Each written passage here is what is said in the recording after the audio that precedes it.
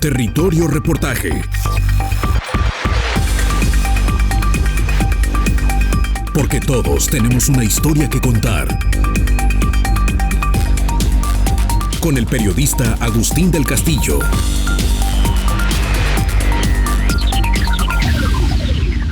El mundo es ya en buena medida uno solo. La globalización es un hecho que está más allá de toda ideología. Los mercados rigen para definir precios con base en la ley de la oferta y la demanda, pero se han creado estrategias para hacer frente a esa incertidumbre. Bajo esa premisa se organizó el campo mexicano desde la apertura comercial de los años 80 y sobre todo del Tratado de Libre Comercio de América del Norte de 1994, lo que obligó a construir políticas para hacer frente a las distorsiones y la dinámica cambiante que proviene de la variación en la producción mundial, la inestable demanda del consumo y los golpes cada vez más frecuentes que da la naturaleza por medio de sequías, lluvias extremas o plagas. De economías cerradas con mercados internos fuertes y controlados con precios de garantía, se pasó a la apertura de las fronteras y los aranceles a la baja, a estrategias de creación de bienes públicos y de subsidios puntuales y focalizados para ampliar y mejorar la calidad de la producción, con fuerte énfasis en la exportación, pero sin descuidar elementos muy ligados a la demanda interna, como el caso del maíz, el alimento nacional por excelencia. Esta ampliación de la oferta y el tráfico de productos permitió diversificar enormemente las dietas. Si el mexicano promedio de esta época comiera igual que hace un siglo, en los tiempos de la Revolución y el Porfiriato, no se estaría discutiendo hoy de soberanía o autosuficiencia alimentaria, señala sin ironía el exsecretario de Agricultura y Ganadería de dos administraciones federales, el colotlense Francisco Mayorga Castañeda, con quien sostiene Territorio Reportaje una entrevista esclarecedora de la crisis del campo que ha inducido, en buena medida, la decisión fuertemente ideologizada del gobierno mexicano que emergió del proceso electoral de 2018. Son etapas de la vida de una sociedad. Cuando las comunidades estaban aisladas, como en el México gobernado por la dictadura de Porfirio Díaz, a principios del siglo XX, esas comunidades tenían que autoabastecerse porque las comunicaciones eran muy complicadas. En la medida en que se facilitan las comunicaciones, se genera intercambio de manera natural. Si México se siguiera alimentando en 2023 como lo hacía en 1923 o en 1883, la autosuficiencia no sería debate. Al menos hasta 2022 hay suficiente maíz blanco para las tortillas, suficiente frijol, chile, carne para comer algún día de la semana, nopales y verdolagas, con un caldo típico 5 o 6 días a la semana y carne de res o de puerco o de pollo en una sola ocasión en ese periodo. Todavía en los años 70 del siglo XX, ese era el panorama nutricional incluso en buena parte de las clases medias mexicanas. La realidad cambió, pero no solamente respecto a la dieta. La producción se tecnificó e incorporó nuevos paquetes tecnológicos. La globalización dio grandes oportunidades de nuevos mercados a productores mexicanos, pero hizo dependiente al país de alimentos producidos en otras latitudes. Los mercados se hicieron complejos al establecerse precios en las bolsas, lo que obligó a mejorar financiamientos. Al aumentarse la producción en monocultivos, se expuso la agricultura fuertemente a los problemas climáticos, lo que obligó al aseguramiento ante riesgo de desastres. El gobierno creció su incidencia en el sector, dejó de regular el mercado con precios de garantía, imposible en el contexto de competencia internacional, pero generó instancias que asesoran a los productores y que favorecen la integración de cadenas de valor y mejores condiciones de negociación, sin dejar de transferir subsidios. La crisis ambiental ha subrayado el valor de los servicios ambientales. La agricultura y la ganadería están insertas en el territorio y obligan a integrarlos a otras actividades económicas. El tema es entonces el desarrollo rural, el bosque, la selva, el pastizal, el campo agrícola, el potrero, con el eje transversal del medio ambiente, es decir, de la realidad concreta, física, temporal. ¿Cómo garantizar el agua, la fertilidad del suelo, el control natural de plagas y la calidad climática que demandan las actividades agropecuarias, sin perder la conexión de otros temas importantes como la calidad de la mano de obra, especialización, la investigación e innovación, el acceso a mercados locales y globales? Pero llegó un nuevo gobierno con una oferta de regreso al pasado, a antes de las aperturas de los años 80, al México de la sustitución de importaciones, pero también a un México fuertemente imaginario, que nunca existió, porque en los temas de soberanía alimentaria que hoy dominan el discurso, no parece haber un interés real en que los productores agrícolas que pudieran garantizar la producción necesaria de maíz y trigo, por ejemplo, tengan sostenibilidad económica. Pareciera que el sector más productivo es parte de esa burguesía depredadora que el régimen prometió acabar, bajo la premisa de solo apostar por la conservación del campesinado de escasos recursos, que no tiene manera de aportar lo que el país necesita para alimentarse. Tras esto se abre una paradójica realidad: crecer la dependencia del extranjero e incluso con productos que utilizan organismos genéticamente modificados, cuando otras de las premisas del régimen es la eliminación completa de ese satanizado recurso creado por la biotecnología. Hay guerra contra los agroquímicos y fertilizantes no naturales, pero se recibe del mercado internacional millones de toneladas de productos así generados. La destrucción de la clase media campesina, la que garantiza la alta productividad del campo, es el saldo de esta no conquista de ninguna soberanía. La crisis de este año con la comercialización del trigo y el maíz es el primer capítulo de una transformación guiada por una ideología fuertemente nativista que privilegia la pobreza no para abandonarla, sino conservarla, tal vez fomentarla, como seña de identidad nacionalista y levemente anticapitalista. No a los aspiracionistas voraces. Los pequeños campesinos y sus bellas tradiciones son el eje. Las furias de los productores más eficientes del país por falta de precios de garantía son el costo a pagar de manera transitoria. El diálogo con el exsecretario de Agricultura arroja luces para comprender este extraño ajedrez de un gobierno atrapado en las redes de lo simbólico. Yo diría que hay que ver las cosas en una perspectiva un poco más amplia. Durante 3 años, yo diría 2021, 2022, pues los precios internacionales de los granos fueron a la alza por una serie de factores climáticos, la guerra de Ucrania, cuestiones geopolíticas, también por el COVID. Por ejemplo, algunos países de Asia, sobre todo grandes consumidores de arroz, para mantener los precios de sus alimentos bajos, empezaron a prohibir la exportación de arroz. Entonces sí, pues su arroz internamente era barato, pero empezaron a encarecer el arroz internacional, dijéramos así. Entonces, en ese contexto de 3 años de buenos precios, las políticas de este gobierno, que eran fundamentalmente los precios de garantía para maíz, trigo, arroz, frijol y sorgo, pues no tuvieron necesidad de operar, porque el mercado solito estuvo dando muy buenos niveles de rentabilidad. Eso cambia drásticamente en este año 2023, o sea, se desploman los precios internacionales de prácticamente todos los commodities agrícolas, con el agravante de que en México también se revalúa el peso. Entonces hay un efecto de pinza, porque baja el precio en dólares y baja el precio del dólar. Entonces esa suma hace que los consumidores de las materias primas prefieran importar porque les sale más barato, y cada vez les sale más barato. O sea, si fuera un tipo de cambio que se queda claro y luego empieza a subir otra vez, pues la gente dice, no, más vale comprar nacional porque otra vez está moviéndose el tipo de cambio para arriba. Pero si cada día el peso rompe nuevos récords de fortaleza, pues la conducta lógica de los compradores es, pues mejor me espero a mañana comprar en el extranjero porque me va a salir más barato que comprar aquí.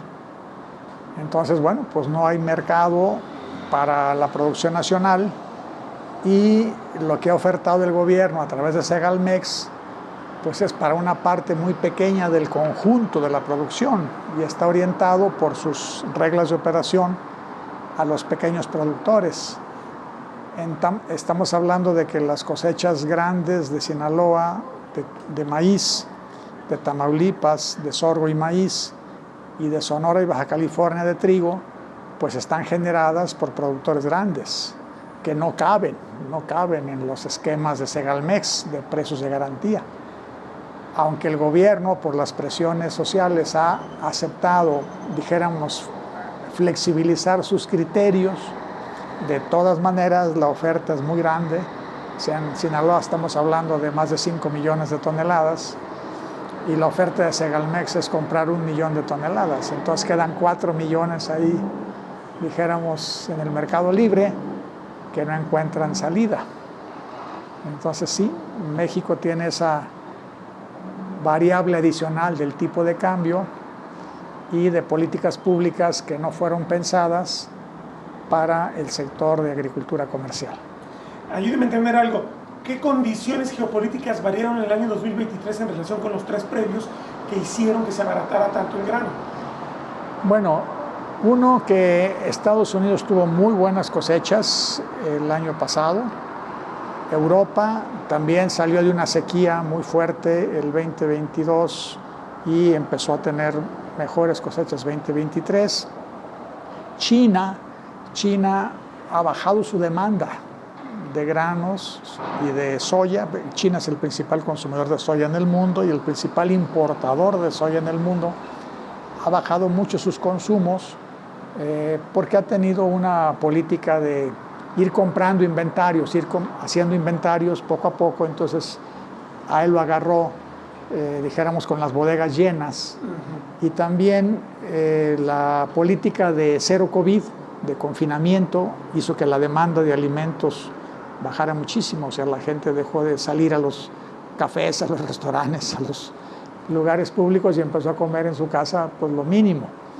Entonces se combinaron varias cosas. También los acuerdos entre Rusia, Ucrania y Turquía para mantener abierto el corredor del Mar Negro y del Mar Báltico, pues hicieron que lo que antes estuvo, como quien dice, prisionero en Ucrania y en Rusia, empezara a fluir a los mercados internacionales. Y Rusia tuvo una cosecha de trigo extraordinaria el año pasado. Entonces, esas presas que se soltaron, dijéramos, de Ucrania y de Rusia, esa reducción del consumo de China y buenas cosechas en Estados Unidos y Europa, pues se combinaron para desplomar los precios. Las señales claras contra los transgénicos son interesantes porque, por un lado, inducen a la incertidumbre en la inversión local y, por otro lado, a la paradoja de importar cada vez más productos producidos con esa tecnología. Entonces, esto también nos revela que la idea del gobierno de seguridad alimentaria va para un país que no existe, ¿no? Porque el pequeño productor no es el que produce más y si favorece al pequeño productor, pues está bien, pero es solamente un sector, ¿no? Exactamente. En cuanto a la proporción de la oferta que generan los pequeños productores, pues es muy chiquita y generalmente se queda o para su autoconsumo o para mercados locales. Pero cuando estamos hablando de mercados globales, pues ya no encaja esa política. Ahora, también algo que ha contribuido en el caso específico de México son las políticas relativas a los transgénicos.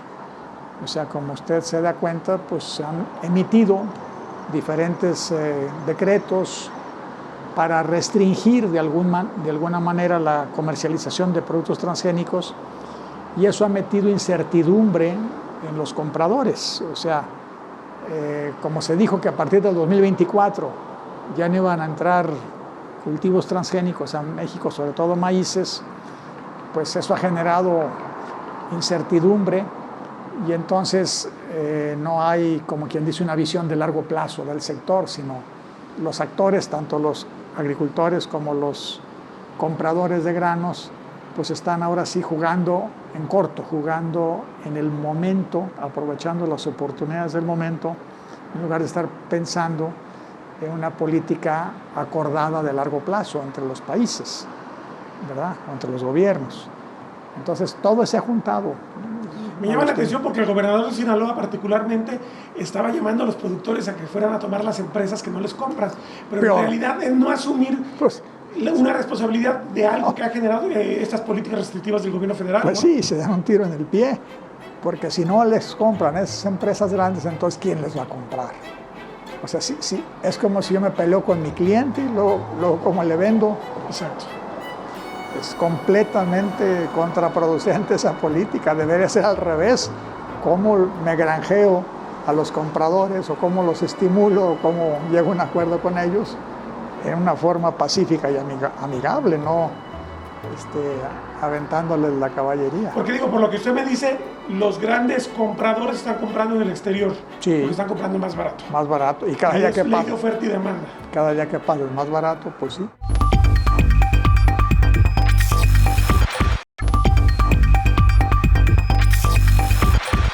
El contexto internacional abre de este modo una crisis que había sido disfrazada por 3 años de bonanza en precios internacionales de alimentos y que hoy se encuentra con la salida completa del Estado mexicano de su papel de regulador e inductor de la productividad, como lo hace en cualquier economía de mercado del mundo. Es muy posible que el gobierno mexicano haya visto en estos mecanismos de subsidio y apoyo a medianos y grandes productores un sistema de pillaje del erario nacional y, como sucedió con la caída de empresas en la crisis de la COVID-19, los deja a su suerte. No es para ellos la política de los precios de garantía, no es con ellos el discurso de la soberanía alimentaria. Sigamos en la conversación con Francisco Mayorga Castañeda. Yo sé que no es fácil, pero usted ha estado en responsabilidades de Estado. ¿Qué tendría que hacer el gobierno para resolver esta crisis puntual de este momento? Porque digo, parece que solito se cerró las puertas. Sí, pues ahorita, si quiere dejar satisfechos a los agricultores, le va a costar muchísimo dinero, o comprar las cosechas a través de Segalmex, que creo que sería lo más costoso, o darles, como piden los agricultores, un subsidio directo para compensar esa caída de precio. Los agricultores están pidiendo 7,000 pesos, el mercado anda en 5,000, pues a lo mejor con 1,000 pesos llegan a cerrar la diferencia y ni uno ni otro. Pero eso solamente va a ser un Alka-Seltzer, ¿verdad? O sea, no va a resolver para nada. No, porque no hay una política de largo plazo. O sea, no hay una política de mercado, hay una política, dijéramos, de transferir ingresos a los productores, una política asistencialista, pero no hay una política de comercialización sólida, consistente, de largo plazo. Porque todavía pensáramos, bueno, el gobierno es rico, tiene mucho dinero, puede subsidiarlos de ese modo, pero en realidad eso también tiene un límite. Claro que tiene un límite y además genera muchas distorsiones y muchos costos. ¿Por qué? Porque ahorita el agricultor que tiene el grano le cuesta, como los intereses están muy altos, tener inventarios es muy costoso, los tenga el productor o los tenga el comprador. Entonces, mientras se negocia el apoyo o el precio o lo que usted quiera, pues alguien está corriendo con costos financieros y ese puede ser que lleve a muchos a cartera vencida. Y también el cierre de la financiera rural pues no ocurrió en el mejor momento, porque precisamente ahorita se necesitaría un refinanciamiento para que los agricultores puedan pagarle a los proveedores de los insumos lo que les deben, liquidar sus deudas, pero eso tiene un costo financiero muy alto. Entonces, ¿quién va a pagar al final del día? También hay mermas. Cuando el grano no se desplaza rápido y no se almacena adecuadamente, pues hay mermas, se pierde. Y esa pérdida va a impactar en los costos de alguien, o del productor, o del comercializador, o del consumidor. Entonces es una situación donde todos pierden, o sea, se trata de repartir pérdidas ahorita. Ahora, si en el esquema anterior había hablando del gobierno de Peña Nieto hacia atrás, había una serie de paquetes de subsidios que se les daba a los agricultores, ¿hubiera sorteado mejor esta crisis el esquema anterior? Pues sí, porque había lo que se llama agricultura por contrato. Entonces eso fue haciendo poco a poco una relación cliente-proveedor. O sea, ya los grandes compradores de maíz de Sinaloa, que son prácticamente las harineras, Minsa, Maseca, Arimasa, los fabricantes de almidón, pues ya tenían, como quien dice, sus proveedores, sus marchantes, y hacían contratos y se cubría cada quien, dijéramos, unos a la baja y otros a la alza, y eso permitía que todo el mundo operara en una banda de riesgo. O sea, el riesgo estaba acotado, el riesgo siempre existe, no hay nada que elimine el riesgo, pero el riesgo estaba acotado para el comprador a que no se disparara el precio y para el vendedor a que no se desplomara el precio. Digamos que en este año el comprador perdería, considerando el contexto internacional, pero le da seguridad a sus proveedores. No, y además gana, porque si está cubierto, la pérdida que tendría en el mercado spot a la hora de vender su cosecha, una parte la recuperaría con los contratos a futuro. Por ejemplo, vámonos a casos concretos. Hace exactamente un año, en lugar de estar vendiendo el maíz en cosecha en Sinaloa a 5 pesos, como ahorita, estaba pudiéndose vender a 7 pesos. Si yo en ese momento, que era un precio extraordinario, si en ese momento yo cubro mi próxima cosecha, ¿sí?, a este precio de 7 pesos, pues yo ya tengo garantizado ese ingreso. Yo voy a vender a 5 en el 2023, porque eso vale. Pero el mercado de futuros me va a dar los 2,000 pesos de diferencia entre los 7,000 que contraté y los 5,000 a que vendí, claro, menos el costo de la prima, pues, del contrato. Así funciona, es como una especie de aseguranza. Exactamente, es un seguro. Y lo mismo puede pasar, por ejemplo, ahorita un comprador que está comprando muy barato puede asegurarse su compra del año que entra, porque a lo mejor el año que entra sube. Si sube, pues no le hace que haya subido, él va a recibir el precio que pactó ahorita, que está muy bajo. Ese mecanismo ya estaba asimilado, dijéramos, o ya estaba en la cultura de los agricultores grandes y ya estaba en la cultura de los compradores grandes. Todo eso se desmanteló con esta administración, de hecho. O sea, el gobierno con su voluntad es suficiente para desmantelar un esquema de esta naturaleza. Sí, por 2 razones. Primero, porque no le puso presupuesto. O sea, en ese esquema que yo le digo de agricultura por contrato, Acerca, que era la que operaba la agricultura por contrato, le daba un apoyo a las coberturas. O sea, no era el costo del seguro, de la aseguranza, como usted le llama, no era de la bolsa del agricultor o de la bolsa del comprador, sino Acerca le subsidiaba a ambos una parte de la prima, ¿sí? Entonces, todo eso se le quita a Acerca, se le da 0 presupuesto a Acerca, pues entonces ya ¿con qué apoya? Ya no puede apoyar. Y además se extingue Acerca, o sea, hay un decreto que extinguió a Acerca. Entonces ya el gobierno federal no se quedó con ningún esquema de manejo de riesgos de precios. Se suponía que Financiera Rural y FIRA iban a operar financieramente a través del crédito el costo de las coberturas, pero nunca ocurrió así.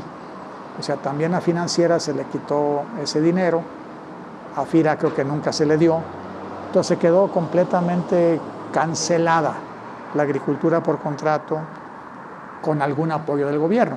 Se supone que usted y yo, como particulares, puede ir a la Bolsa de Chicago y hacer todo esto, pero como es costoso, pues la mayoría de la gente no lo hace, quizá los grandes compradores sí. No sé, por ejemplo, un Aseca, si lo haga por sus propios medios, porque es una empresa pública que está en bolsa y que por lineamientos de sus consejos de administración tienen que cubrir todos los riesgos conocidos, ¿sí? Hasta donde pueda, hasta donde sea prudente. Pero hay muchos otros actores más chiquitos o que no tienen ese tipo de mandato por parte de sus consejos de administración, pues que dicen, no, mejor me la juego, ahí mejor me la rifo. Y como les puede ir muy bien, pues les puede ir muy mal. Entonces me llama la atención, esto es muy paradójico, muy irónico. Se habla de la lucha contra el neoliberalismo y no hay nada más neoliberal que dejar todo a las fuerzas del mercado, prácticamente. Bueno, pues es que son parte de las inconsistencias, ¿no? Sí. Ahora, y viene otro desafío, porque digo, estamos hablando de un tema de mercado, pero esta sequía tremenda, prolongada, seguramente va a tener un efecto en el maíz, ¿no? Totalmente. Y lo que usted dice hace rato, el fenómeno del agave, para el caso de Jalisco. O sea, yo platico con proveedores de insumos y todos los que venden semilla se quejan de que la superficie de maíz en Jalisco ha caído drásticamente porque la gente va al agave. Y aún tierras de riego se están metiendo al agave, porque uno dirá, bueno, pues ahí en las laderas, en los pedregales, pues échale agave, de que haya eso, que no haya nada, pues está bien. Pero ya cuando estamos hablando de tierras de primera, en la Ciénega de Chapala, en la zona Valles, en la zona de Ciudad Guzmán, o tierras con riego, dicen, oye, pues ahora sí le van a hacer un boquete a la oferta local de maíz, ¿verdad? Y entonces sí, va a estar más difícil pensar ese delirio de que estamos caminando a la autosuficiencia. No. Es todo lo contrario. No, está muy claro. O sea, las estadísticas, sobre todo las estadísticas del primer semestre 2023, están con todas las importaciones hacia arriba y la producción nacional estable o a la baja.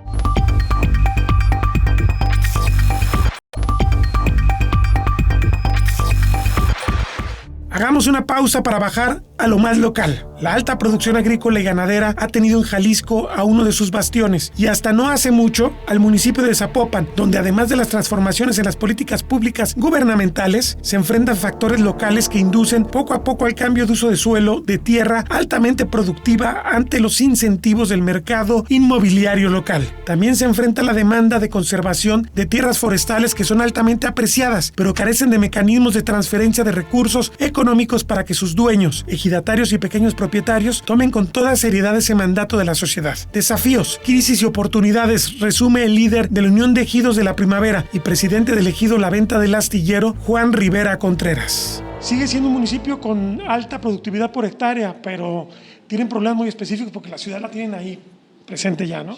Así es, efectivamente tenemos el avance de la mancha urbana sobre las tierras principalmente productivas de Zapopan. Sin embargo, pues tenemos áreas todavía muy productivas, de las mismas que nos quedan por allá por el lado de Santa Cruz del Astillero, de La Venta del Astillero, Nestipac, Tezistán, Santa Lucía, San Esteban, Copala, Los Patios y demás. ¿Cuánto calcularía usted que se ha perdido en 50 años de avance de la ciudad sobre la zona agrícola, esta que fue de las más ricas del país? Bien, pues yo creo que se ha perdido más de 20,000 hectáreas de la zona altamente productiva de Zapopan. ¿Y cuántas quedarán? Ahorita nos quedan alrededor de 12,000 hectáreas, ¿verdad? Afortunadamente Zapopan, además de tener tierras de humedad, que eran las fuertes, las productivas, tenemos muchas áreas temporaleras, ¿verdad? Y somos todavía un municipio con una amplia producción, sobre todo de agostadero. Tenemos alrededor de 30,000 hectáreas de agostadero. Somos un municipio también con un alto porcentaje de áreas forestales. Como tú lo sabes, el municipio de Zapopan es el principal aporte del área natural protegida del Bosque de la Primavera, con alrededor de más de 8,000 hectáreas. Ahora, tienen mucho agostadero, pero el agostadero no tiene el nivel de productividad que tienen las tierras estas tierras planas, húmedas del Valle de Tezistán. Y supongo que el modelo de negocios tiene que ser mucho más exigido porque van a producir menos toneladas de maíz en zonas de agostadero, ¿no? Así es, tenemos una baja producción, no alta como las tierras de humedad. Andamos alrededor de unas 5 toneladas por hectárea promedio de temporal, ¿sí? Cuando en de humedad pues andamos en alrededor de unas 7 toneladas, 8 toneladas. Sin embargo, bueno, como te digo, Zapopan, ¿sí? Se sigue sosteniendo, tiene un municipio con un alto porcentaje de productores, agropecuarios, además, ¿verdad? Que también nos ha pegado mucho el sector agropecuario. Tenemos, por ejemplo, tu servidor llegó a vender puerco hace 3 meses, 4 meses, a 50 pesos kilogramo en pie, y pues los últimos que saqué los vendí en 23, 24 pesos. Entonces, definitivamente tenía una ganancia alrededor de 700, 800 pesos. Entonces, con este bajón que dio, en las últimas ventas que hicimos, perdimos. Y así estamos también en el ganado, en vacas, toros. Supongo que el agave es tentación como en todas partes, porque además ustedes están muy pegados a la zona tequilera. Efectivamente, incluso parte del Bosque de la Primavera es tentación. Tenemos por ahí ya algunas áreas agaveras que se nos han acercado mucho a la zona de amortiguamiento, tierras también de humedad, altamente productivas en maíz, están siendo sembradas de agave, ¿sí?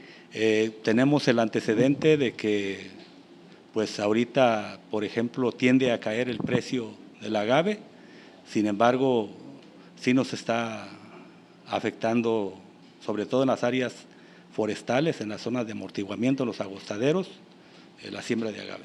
¿Qué necesitarían por las características particulares que tiene Zapopan? Tiene una zona de alta productividad, pero también tiene bosques que tendrían que tener una vocación forestal y tiene estas presiones económicas tan fuertes. ¿Qué necesitarían como políticas de Estado para que ustedes pudieran, pues uno, conservar los bosques y dos, pues garantizar sus ingresos, no solamente en las zonas altamente productivas, sino también en los agostaderos? Pues sí, principalmente nosotros lo que ocupamos una política de pago de servicios ambientales a las áreas forestales. Desafortunadamente, tú lo sabes, hemos sido tomados en cuenta muy poco en torno a este tipo de pagos de servicios ambientales. Sin embargo, pues organizados en esta Unión Regional de Ejidos del Bosque de la Primavera, hemos estado insistiendo desde hace muchos años y pues hemos logrado hasta ahorita, pues en primer lugar, ya formar un consejo regulador del Bosque de la Primavera junto con la CONAM. Asimismo, ya nombramos, en este consejo regulador participan 11 ejidos más un representante de la pequeña propiedad y ya logramos también nombrar a un presidente del Consejo Regulador del Bosque de la Primavera, que es presidente del ejido Emiliano Zapata.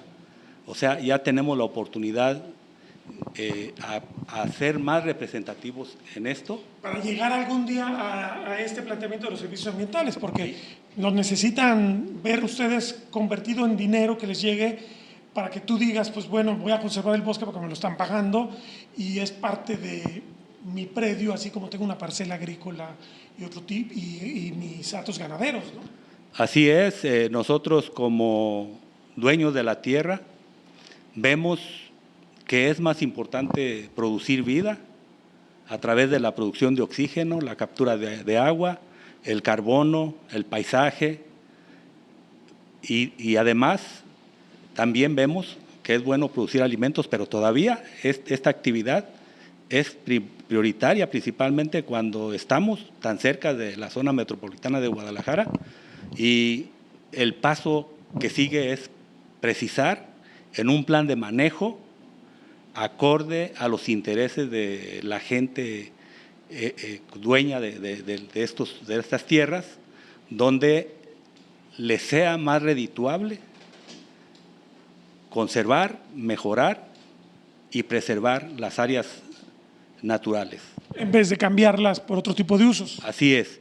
Y esto se va a ver realmente, se va a ver una realidad, va a ser una realidad cuando el dueño de la tierra viva de estas áreas forestales de una manera más digna y mejor para toda su familia. Muy bien. Pues al final de cuentas es lo mismo que pasa con la agricultura. Si la agricultura tiene precio, viven de la agricultura. Si la protección del medio ambiente tiene precio, ustedes pueden vivir perfectamente de esta. Sí, efectivamente, esto va a resultar si realmente la ciudadanía, que donde nosotros también somos ciudadanos, nos entiende y nos apoya para que nosotros podamos vivir mejor en estas áreas. Y de esa manera vamos a mejorar todavía más el Bosque de la Primavera y las demás áreas que tenemos en Zapopan, porque Zapopan no es nada más la primavera, tiene áreas muy importantes también en acá para el valle de Tezistán, para acá para el lado del valle del río Lerma Santiago, como son Palo Gordo, Rosa Morada, San Nicolás, todo lo que tenemos acá colindando con Tequila, con Amatitán, así como la presa Santa Rosa y todo lo demás, que tiene áreas muy productivas, forestal y agropecuariamente hablando.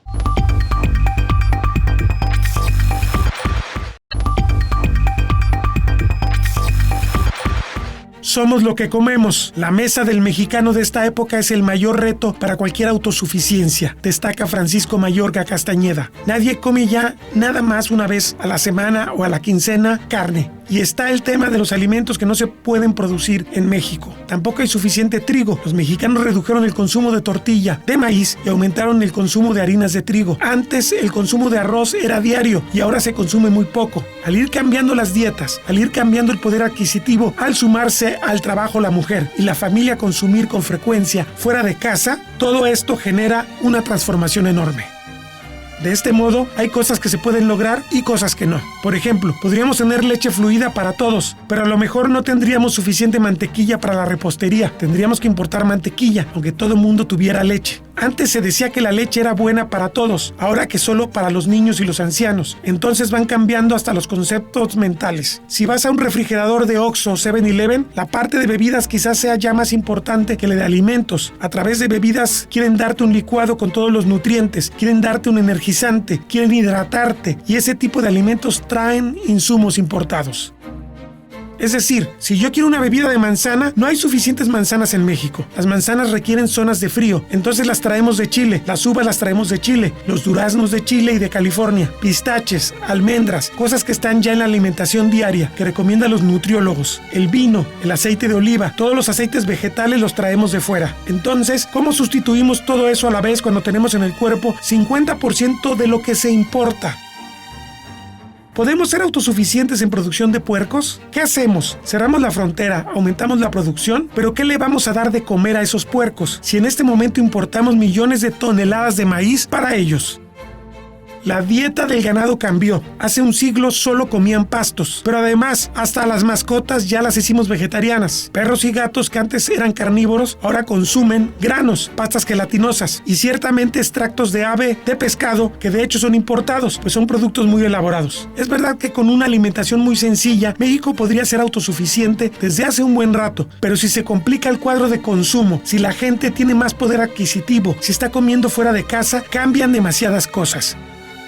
Mayorga Castañeda, que encabezó la cartera en dos momentos durante las administraciones de Vicente Fox, Quesada y de Felipe Calderón Hinojosa, tampoco encuentra muy pertinente apostar por un paquete básico de productos. Se puede, pero tiene un costo. Por ejemplo, las reservas. Llevar inventarios de granos, de cárnicos, tiene un costo tremendo, porque hay mermas, hay cambios de hábitos. Puedes almacenar 100,000 toneladas de frijol pinto, pero resulta que la gente quiere frijol negro. Así que por más que lo tengas almacenado, no va a satisfacer la necesidad. En el norte del país, la gente consume tortillas de harina y van a decir queremos nuestra reserva de trigo, y con el trigo tenemos ya ahora un problema serio de trigo panificable y de trigo cristalino, porque el producto no cambia de cristalino a panificable, pero es más sencillo de producir el trigo cristalino, sin olvidar que el trigo requiere de más agua, un bien que tiende a escasear en muchas zonas productoras. Es decir, hay un montón de factores del lado de la demanda, del lado del clima. Está el ejemplo de Brasil, una potencia agroalimentaria cuyo clima no le permite producir trigo. Habría que preguntar, ¿está mal que Brasil importe trigo? ¿O está el caso de China, que es el país de origen de la soya, que es autosuficiente en maíz, pero importa 90% de la soya? Porque si quiere ser autosuficiente en maíz y en soya, no le dan sus recursos. China, advierte Mayorga, es el mejor ejemplo de un país tradicional que cambió con la prosperidad económica. Come hoy más carne, más leche y lácteos, igual que el resto de Asia Oriental, cuya dieta básica del pasado eran arroz y pescado. Contra estas realidades implacables va la política mexicana para el campo. También parte del tema era esta cultura de seguro que el gobierno garantizaba, no nomás en el tema de la comercialización, sino en el tema de los eventos extremos. Exactamente. También eso se canceló, Agustín. Todos los eventos catastróficos, todos los seguros catastróficos se anularon, se cancelaron. Entonces, ¿quién va a pagar esta crisis con esta sequía? El productor. Y luego lo que venga con los ciclones. Todo está el productor. O a que usted se asegure por sus propios medios. Pero, ¿qué pasa? El productor se asegura cuando hay un crédito bancario de por medio, porque el proveedor del crédito le obliga a asegurarse. Cuando no hay proveedor de crédito, cuando son recursos propios u otra fuente financiera, generalmente el agricultor no quiere pagar el costo del seguro. Entonces se va a canilla limpia.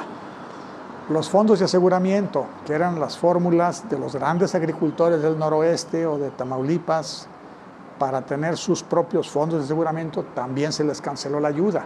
También se han ido, dijéramos, muriendo por anemia, porque ya no hay ningún estímulo. El sistema no podría funcionar sin apoyo del gobierno, eso es lo clarísimo, y el gobierno lo abandonó. No, es que todos los gobiernos del mundo han ido transitando de unos esquemas de subsidios directos que son muy costosos y también se prestan mucho al juego político, a esquemas de manejo de riesgos. O sea, yo no te voy a regalar o no te voy a garantizar una utilidad, yo te voy a ayudar a que acotes tus riesgos. Son 3 clases de riesgos los que tiene la agricultura. Riesgos climáticos, huracanes, sequías, granizadas, vientos, etcétera, que con el cambio climático están a la orden del día. Sí, al orden del día. Riesgos sanitarios. ¿Por qué? Porque las plantas y los animales se enferman y se mueren. Son seres vivos. Entonces, si viene una plaga con el vecino y luego me va a brincar a mí, pues yo a veces ni culpa tengo y me llegó la plaga. Y si me murieron mis vacas o se me enfermó mi arbolito, mi planta. Y riesgos de mercado, porque ningún agricultor y ningún ganadero tiene control sobre los precios de venta de sus productos. Están determinados por los mercados y por mercados globales. Entonces, si no hay un esquema que le ayude al agricultor a acotar esos 3 riesgos y lo dejan solo, la tasa de mortalidad es tremenda, de quiebras y de salida de gente del mercado, porque si le pega a alguno de esos 3 riesgos o la combinación, generalmente se combinan. Por ejemplo, cuando hay un fenómeno climático extremo, generalmente vienen enfermedades y plagas por exceso de humedad, por exceso de calor, porque el organismo se debilita. Por ejemplo, hay una granizada, pues el pobre maicito queda la pura cañita, todas las hojas se destruyen. Entonces cualquier plaga, cualquier enfermedad llega y pega con ganas. O cuando se cae un precio, como ahorita pasa, en un cultivo de largo plazo, como por ejemplo la naranja. Si se desploma el precio de la naranja, la gente ya no cosecha la naranja porque no le conviene. Entonces ahí se queda la fruta en el árbol y se emplaga, se llena de bichos. Entonces se acaban los árboles también, no nomás se pierde la cosecha de ese año, sino se empiezan a acabar el capital. Sí. ¿Sí? O con un puerco o con la leche. Si el precio es demasiado bajo, la gente deja de vacunar o deja de curar a sus animales y se vienen las enfermedades con ganas, como en la autopista. Entonces los riesgos están correlacionados, se potencian unos con otros. Por eso, en la medida en que los gobiernos o las políticas públicas ayuden a acotarlos, bueno, pues entonces ya el que produce o el que compra mide esa parte de riesgo que no está cubierta y pues toma sus decisiones. Digo, porque ideológicamente muchos de este gobierno tienen el delirio de que volvemos a los escenarios de cerrar fronteras, pero cerrar fronteras no implica que vas a salvarte del cambio climático, que vas a salvarte de eventos extremos, de plagas y cosas por el estilo. Y cerrar fronteras es regresar a comer tortillas, frijoles y chile, porque en eso sí somos autosuficientes, pero yo no creo que nadie quiera... Bueno, y con la tortilla como vamos, quién sabe si en un momento dejemos de ser autosuficientes. Pues sí, pero digo, si comiéramos tortillas, frijoles y chile, mañana somos autosuficientes, mañana cerramos la frontera y alcanzamos a comer eso, tortillas, frijoles y chile. Pero no creo que nadie en este país... ¿Y qué hacemos con todos los productores de todo lo demás, verdad? Empecemos por ahí. Bueno, se pueden exportar, a ver. Exacto. Pero, no sé, por ahí van las cosas. Hay otra cosa, hablando un poquito de estos decretos contra los transgénicos. La ganadería es consumidora de granos de importación. Matarías muy pronto la ganadería si esto lo pones así de restrictivo, ¿no? Sí, y además se daría un fenómeno, dijéramos, cruel, porque se muere la ganadería mexicana, pero estaríamos importando puerco, leche, pollo, huevo, res americana alimentada con transgénico. Entonces esa pues pretendida defensa de la salud del consumidor mexicano tampoco se logra, pero sí ya mataste a 2 sectores productivos, al maicero y al ganadero.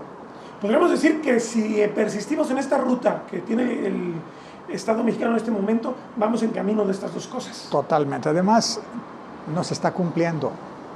Yo sé directamente del dueño de la empresa que una de las empresas importantes que produce harina de maíz, ahora con el decreto del PASIC, supuestamente para frenar la inflación, estuvieron trayendo maíz blanco transgénico de Sudáfrica, que entró al país a finales del año pasado, con el decreto contra los transgénicos y con todo lo que se ha dicho, y se produjeron tortillas y se comieron esas tortillas.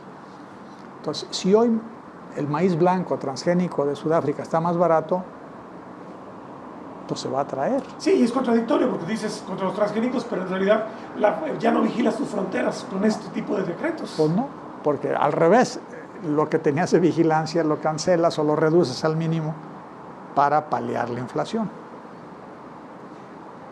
Por lo que veo, entonces no se está entendiendo nada de la complejidad de lo que se está... O sea, no se tiene idea de lo que se está detonando con estas medidas, ¿no? No, sí se tiene idea, Agustín, porque, bueno, yo conozco a uno de los principales funcionarios de alto nivel de la Secretaría de Agricultura que está apoyando este tipo de políticas y sé que entiende perfectamente bien las coberturas y el comercio internacional porque él operaba una de las grandes organizaciones de agricultores que fue cliente de Agricultura por Contrato y que discutió presupuestos para los esquemas de comercialización, y, o sea, lo entiende perfectamente bien. No, son otro tipo de móviles o de intereses en el sentido de que se buscan otras cosas a conciencia de que lo que se anuncia no es posible, o si lo hicieran realmente valer, los costos serían tremendos. No habría manera de pagarlo. Es lo que digo, son impagables. Pero entonces, si están conscientes de esto, el móvil o la pretensión es más bien política, Totalmente. No es económica. No, por supuesto porque que no. nadie se puede desentender de la economía simplemente cerrando una puerta. Pues sí, pero hay otros discursos donde se quiere salvaguardar las costumbres ancestrales, las tradiciones campesinas, la salud del pueblo. La salud del pueblo. La economía popular. ¿Se puede salir de la globalización y del mercado internacional? No se puede olvidar que si cayó la cortina de hierro, el experimento socialista fue no solo por falta de libertades, también hubo hambre. El experimento del chavismo en Venezuela ha fracasado en buena medida porque no tuvo políticas para el campo. Ahora depende casi completamente de lo que viene del otro lado de sus fronteras. En tiempos de incertidumbre, conviene recordar, sin vendas ideológicas, lo que es posible y separarlo de lo que solamente es una trampa ideológica. Territorio Reportaje. Porque todos tenemos una historia que contar. Con el periodista Agustín del Castillo.